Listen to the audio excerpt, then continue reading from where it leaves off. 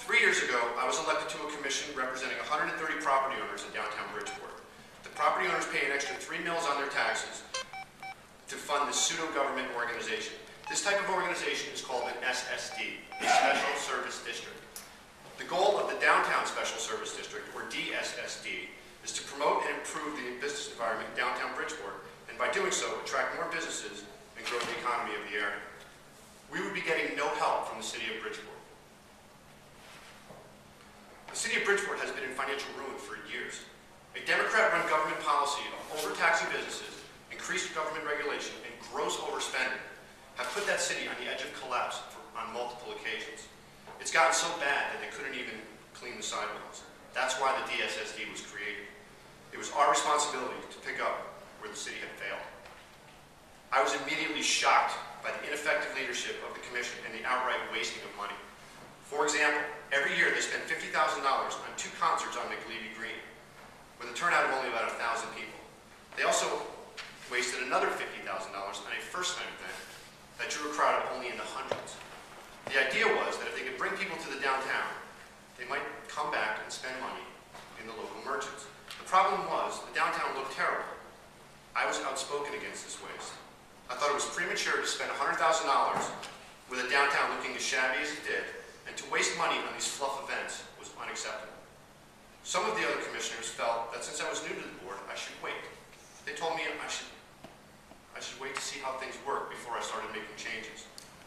Fortunately, there were enough board members who were also unhappy with the waste and felt the way I did. Within a year of being elected to the board, I was elected chairman. Under my leadership, the new focus of the DSSD was to stop wasting money and improve the physical conditions of the downtown.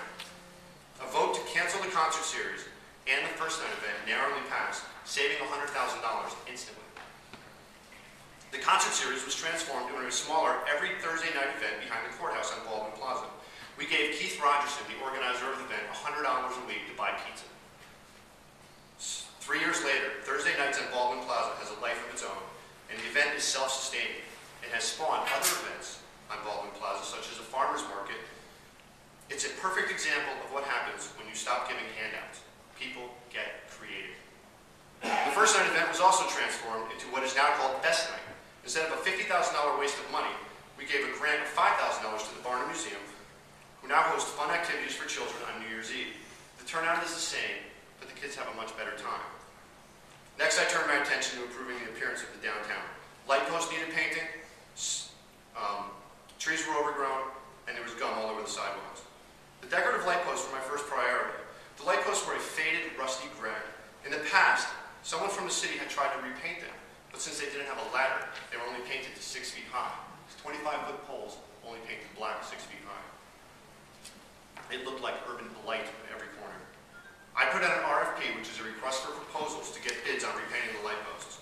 We got responses of $190 to $980 per pole to be painted. Those numbers were outrageous. Contractors felt that because we were a government organization, they could take advantage of us and overcharge us. Not on my watch. I put out a new RFP. It said the DSSD was willing to spend between $25 and $35 per pole to paint these light posts.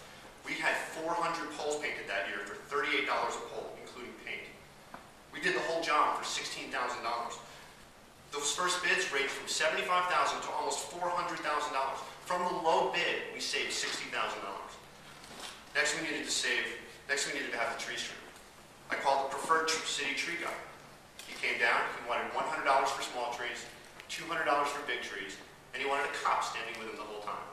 Once again, those prices were unacceptable. I called Bert Porzio from Stumps Incorporated. I know Bert because my daughter was in the same kindergarten class with his at Coleytown.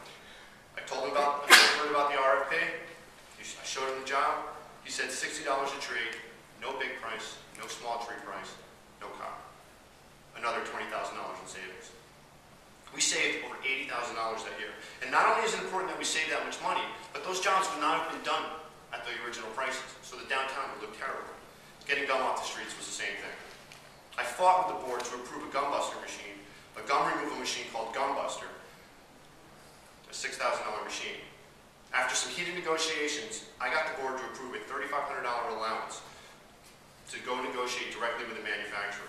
I was then able to buy one on eBay for $1,300, another $2,200 savings.